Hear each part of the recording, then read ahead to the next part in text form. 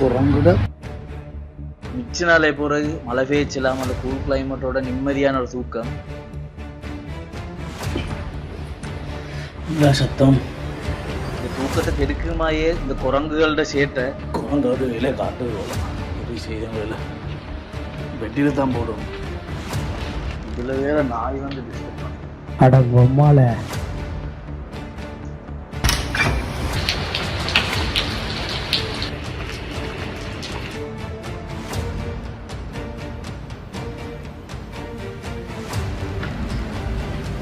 கூடு வந்து கொஞ்ச நாளாவே மினி ஜூவா மாறின மாதிரி தான் நிற்குது. இங்கே நாய் வருது, மாடிக்குது, அங்கே குரங்கு பாயுது, காக்கோரிகள் மங்களை வரக்குது.